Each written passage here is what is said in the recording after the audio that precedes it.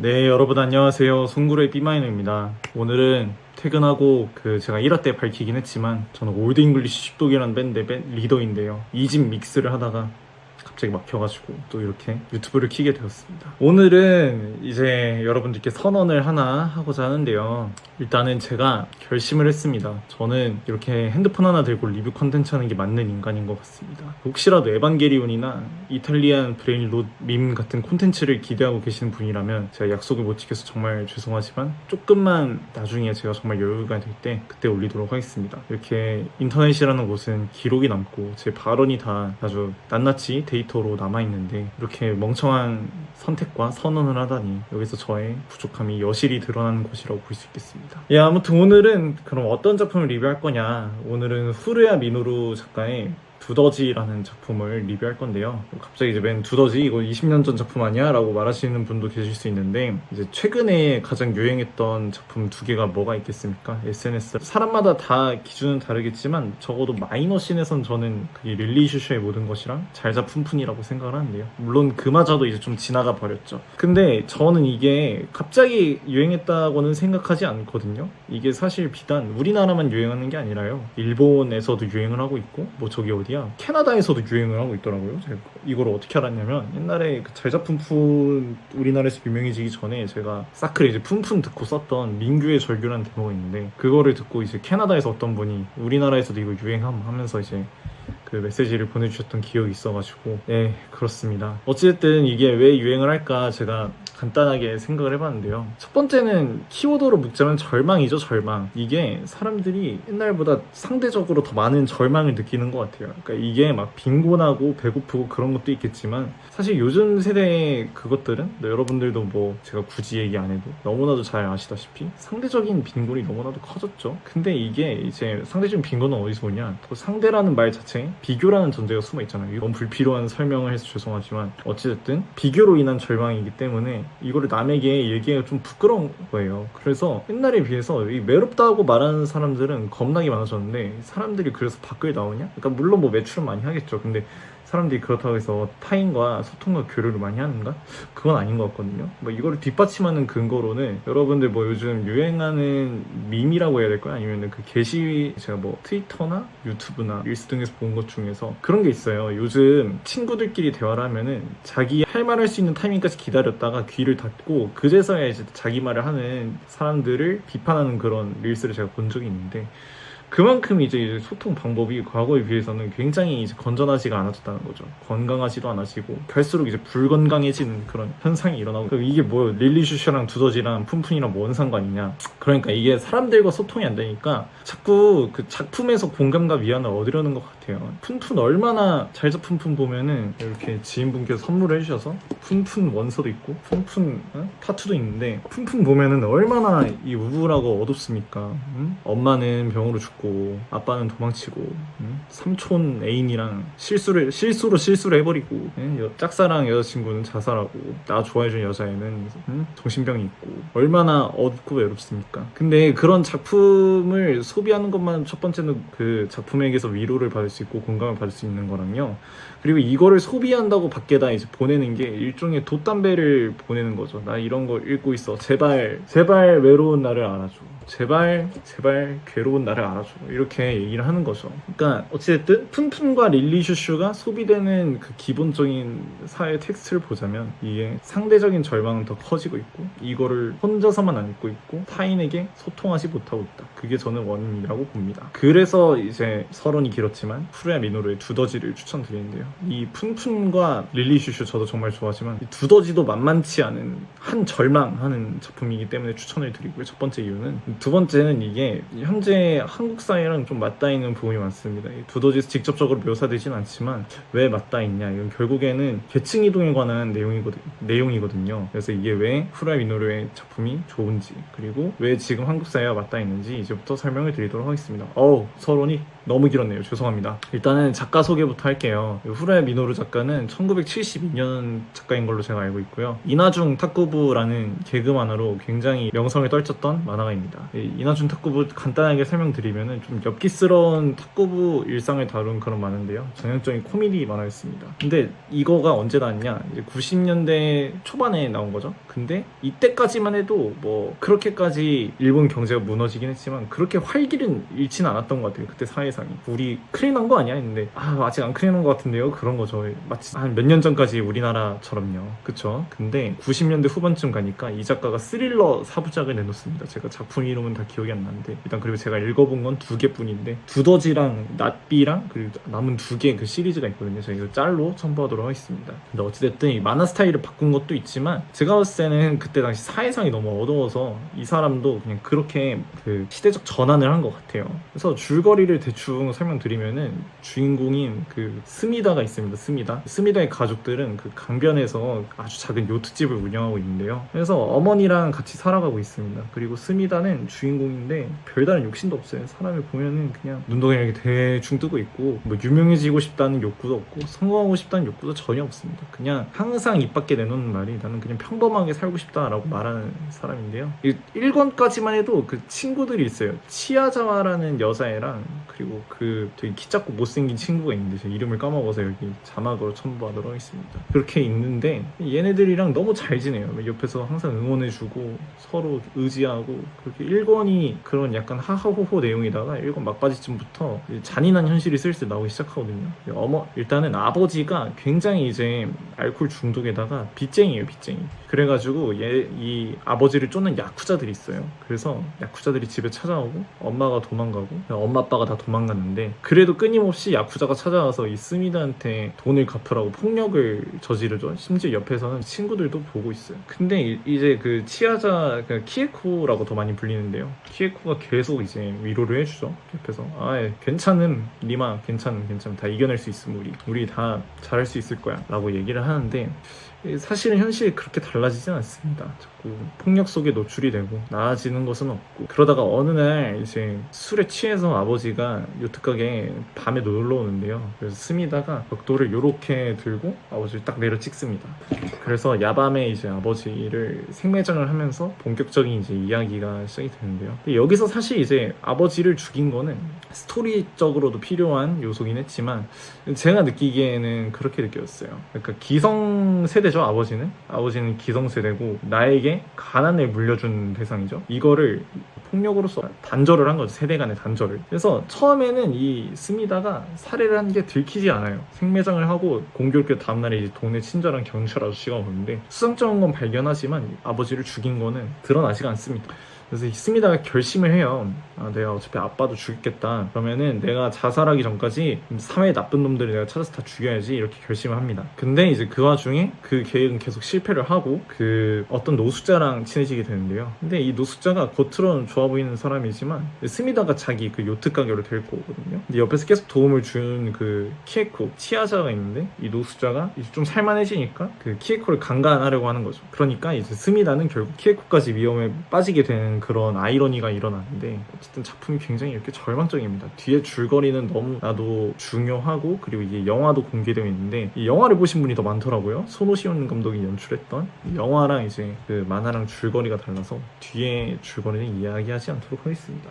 어찌됐든 이 작품을 제가 왜 지금 현대 한국 사회랑 맞닿아 있냐라고 생각을 했냐면 일단은 뭐 정치적인 얘기긴 하지만 또 이 진영의 얘기는 아니고 세대 간의 얘기이기 때문에 제가 그냥 좀 용감하게 꺼내도록 하겠습니다. 일단 저희 세대가 이제 더 이상 여자 남자 불문하고 더 이상 이제 계층 이동의 가능성이 과거보다 훨씬 더 낮아진 거는 사실이죠.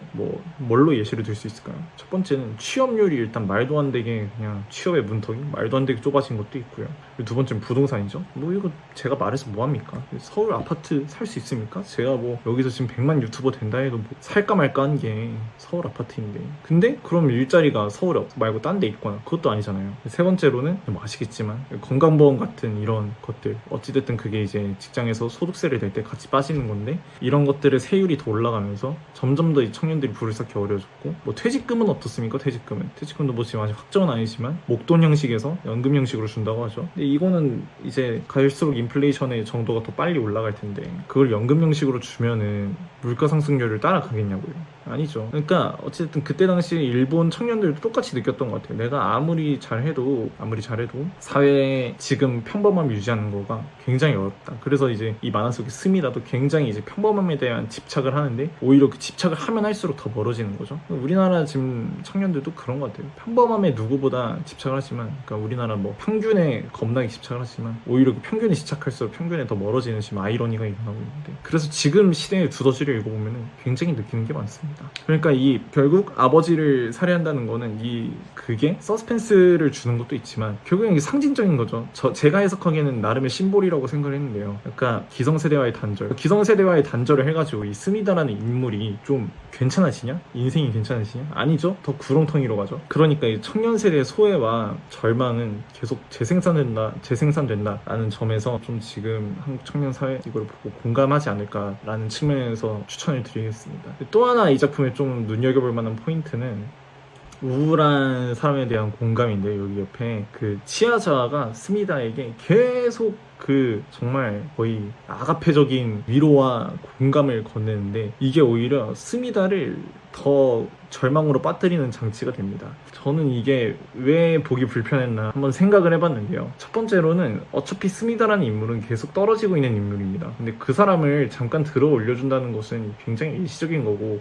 오히려 계속 떨어지고 있으면은 이거에 대한 좀 적응도 하고 낙차도 적을 텐데 자꾸 올려갔다가 내려놓으니까 이 사람의 감정의 낙차가 더 커지는 거죠. 그리고 두 번째로는 이 근거 없는 위로는 제가 봤을 때는 상대의 감정을 좀 무효화하는 경향이 있는 것 같아요. 그러니까 그런 노래도 있죠. 브로콜리 너마저의 사랑한다는 말로 위로가 되지 않는 이런 노래가 있는데, 저도 그 가사를 좀 더 곱씹고 보면은 이게 절대 위로가 안 되는 감정이 있어요. 어떻게 그 내 심연을 타인이 다 압니까? 반대로 내가 어떻게 타인의 심연을 다 들여다보니까 그걸 어떻게 온전히 공감합니까? 근데 이제 그 공감과 위로가 때로는 이제 괜찮아질 거야 이런 말들이 지금 네 감정은 틀렸어 라고 그게 받아들여질 수 있는 거죠, 무의식적으로. 그러니까 이 위로나 공감이라는 행위가 나쁜 게 아니라 받아들인 사람은 그렇게 받아들일 수 있다라는 거죠. 그리고 이제 계속 힘내, 넌 잘할 수 있어 라고 하는 말이 이제 스미다에게는 압박감으로 느껴질 수 있는 거죠. 그리고 세 번째는 이제 노력하면 달라질 수 있다라는 말도 계속 이제 작중에 나오는데, 그것도 어떻게 보면은 책임의 전가일 수 있어요. 그러니까 이걸 또 우리 실생활에 어떻게 예를 들 수 있냐. 이 취업이 사실 안 되는 거는 뭐 제가 되게 지난 유튜브부터 구조에 대한 얘기를 굉장히 많이 해서, 아니 너 이 자식 너 너무 개인의 책임을 사회에 전가하는 거 아니야? 라고 비판할 수 있지만, 근데 구조적인 문제는 분명히 실존을 하니까요. 개인의 문제도 있고 구조의 문제도 있는 거니까요. 이거는 공존하기 때문에 뭐 특정 하나를 부정하는 거는 아닌 것 같습니다. 아무튼 구조의 문제가 있는데, 지금 나는 솔직히 구조의 문제죠. 구직자가 요만큼 있는데 취업문이 요렇게 있는 걸 어떻게 개인의 문제로 치환할 수 있겠습니까? 그러니까 저도 이제 최근에 그 대기업 퇴사하고 중소기업 서류를 진짜 한 40개는 넣었는데 한국 붙었어요. 한국. 이거는 좀 문제가 있는 거죠. 아무튼 네가 노력하면 괜찮아질 거라는 말은 어떻게 보면은 그 의도는 그렇지 않았더라도 구조의 책임을 개인에게 전가하는 걸로도 느껴질 수 있을 것 같아요. 근데 그러면 또 이제 이렇게 비판이 날아올 수 있겠죠. 야, 그러면 내 친구 우울해하는데 가만히 있어? 너 이 자식 완전 사이코패스구만 하면서 그렇게 비판이 날아올 수 있습니다. 근데 제가 느끼기에는 뭐 저 깊이 우울했던 적이 있고 제 주위에 그런 친구들도 있었을 때는 제가 봤을 때 한 세 가지 정도가 좀 좋은 방법인 것 같습니다. 첫 번째는 그냥 듣는 거예요. 그냥 아무런 대답하지 말고 전화해서 그랬구나 정도만 해도 사실 거기다 어떤 어드바이스를 주는 것보단 차라리 영혼 없이 그랬구나 하는 게 더 나을 때가 있더라고요. 근데 이거는 전문가의 의견이 아니라 저의 케이스이기 때문에 절대로 일반화할 수는 없습니다. 제 말에 그래 네 말이 맞다라고 하면은 그냥 같이 행동하는 거고요. 아니 네 말 다 틀렸어 라고 하면은 안 따라하셔도 됩니다. 근데 두 번째도 같은 말 이제 다른 말로 반복하는 건데, 감정을 좀 인정해 주는 거죠. 그러니까 그 감정을 바꾸려고 하지 말고 그 감정이 좀 당연하다는 걸 인정해 주는 게 좋은 것 같아요. 그러니까 예를 들어서 저는 솔직하게 얘기해서 화가 좀 많아요. 화가 정말 빨리 오르고 빨리 꺼지는 사람인데, 주위에서 제 화를 더 돋구는 사람들의 특징이 뭐냐면, 너가 화내는 건 지금 이성적이지 않다. 저도 알아요. 제가 이성적이지 않게 화내는 거. 근데 그것보다는 제 화를 끌 수 있는 건 오히려 너 화내 그래 너 아주 화났구나 이 자식, 너 화났어? 이렇게 얘기를 하는 게 오히려 제가 나 화났네 하고 제 감정을 딱 돌아보고 더 꺼질 수 있게 하는 거죠. 이게 옛날에 그런 짤을 본 적이 있어요. 그 무한도전에서 열받네 라는 짤 있잖아요. 그 심리학적으로 굉장히 좋은 그 자기 진단법이라고 하더라고요. 왜냐면 자기가 어떤 감정인지 지금 알고 있는 것만으로도 그 감정을 해결하고 꺼뜨리는 데 많이 도움이 된다라는 거를 제가 어디서 본 적이 있습니다. 그 정말 전문적인 지식을 아시는 분이 계시다면 댓글로 좀 부탁드리고요. 세 번째는 그냥 밥 사주면 되는 것 같아요. 그러니까 이것도 결국 뭐 1, 2번이랑 똑같지만 그냥 일상의 하루를 같이 보내는 거죠. 그게 뭐 밥은 아니더라도 근데 밥이 가장 쉬운 도구니까요. 그러니까 그게 어떻게 보면은 실질적인 도움이 좀 되는 것 같습니다. 그리고 이제 또 이 작품에서 마지막으로 생각해 볼 법한 거는 평범함이란 뭘까요? 스미다가 그토록 집착하고 이루지 못한 평범함이란 뭘까요? 그러니까 사실 이 평범함이라는 거는 재단할 수가 없죠. 평균이라는 그 통계 값이 있지만 사실 그걸로 재단하는 건 굉장히 어렵고 우리가 사실 이 평범함이란 가치를 통해서 얻고 싶은 건 사실 무엇일까요? 제가 봤을 때 안정감인 것 같거든요. 그러니까 이 평범함은 어떻게 보면 안정감을 이루기 위한 도구인 거. 진짜 목적은 안정감인 거죠. 근데 스미다의 비극은 그럼 왜 찾아왔냐? 사실 제가 봤을 때 안정감은 그거인 것 같습니다. 그 안정감이 당연히 이제 불행하지 않은 상태가 지속되면 제일 안정되겠죠. 하지만 저는 이제 요렇게 직선으로 가는 것이 안정됐다기보다는 적당한 낙차가 있는 게 더 안정적인 것 같아요. 그러니까 이게 무슨 말이냐면 어차피 우리 인생에서 불행은 아예 배제할 수가 없으니까 그 크지 않은 불행이 어느 정도 있고 그거를 상쇄시켜주는 행복이 있는 게 안정감인 건데 제가 봤을 때 이 스미다라는 인물은 어떤 불행마저도 인정하지 않으려는 태도가 좀 기저에 깔려 있었던 것 같아요. 그렇기 때문에 오히려 평범함과 더 멀어졌던 것 같다. 그래서 결론적으로 네가 하고 싶은 말이 뭐냐? 사실 이제 우리가 개인의 노력으로 해소할 수 있는 부분은 제가 느끼기에도 그렇고 여러분들이 느끼기에도 그렇지 슬슬 더더욱 줄어드는 것 같은데요. 제가 봤을 때는 낙관적 허무주의에 관한 얘기를 하고 싶어요. 낙관적 허무주의란 뭐냐? 너 아는 것도 없는데 자꾸 그렇게 아는 척할래? 라고 말씀하실 수 있는데 허무주의가 뭡니까? 그냥 다 필요 없어. 다 인생 끝났어. 이렇게 얘기를 하는 거죠. 어차피 인생 다 부질없다 라고 하는 게 허무주의라고 저는 쉽게 얘기하면 그런 것 같습니다. 낙관적 허무주의는 어차피 인생 부질없고 내가 바꿀 수 없는 거 없으니까 그냥 오늘 행복하게 살자라고 생각하는 게 낙관적 허무주의인데요. 저희 정규 1집 제목이 듀드예요. 듀드. 왜 듀드냐면 그 코엔 형제의 위대한 레보스키라는 영화가 있는데 거기 나오는 주인공 이름이 듀드입니다. 그 영화 자체가 낙관적 허무주의거든요. 그 영화를 보면은 영화 내내 해결되는 게 단 하나도 없어요. 그냥 다 일도 망치고 아무것도 없는데 그러니까 근데 결국 그 듀드의 자세는 그거예요. 뭐 어차피 원래 인생 멋 같은 거 그냥 뭐 이럴 수도 있고 저럴 수도 있는 거지. 그냥 오늘만 즐겁게 살자. 실패하든 말든. 그러니까 어차피 인생은 허무하고 어차피 인생은 다 부질없기 때문에 오늘 이상한 일이 일어나는 것도 전혀 개의치 않아. 그래서 그런 생각을 가지고 사는 것이 좋지 않을까라는 생각을 했습니다. 이것도 오늘 제가 모순에 빠지는 거죠. 분명히 이제 이 유튜브 영상을 보시는 분들 중에 우울하신 분들도 분명히 있을 수 있겠는데 그런 분들께 제가 이렇게 말하는 게 어설픈 조언이 됐다면 머리 숙여 사과드리겠습니다. 예, 이렇게 말로 떠드는 게 두 손은 없지만 그래도 제가 와다다다다다 머릿속에 있는 걸 뱉어낼 수 있어서 참 좋은 것 같네요.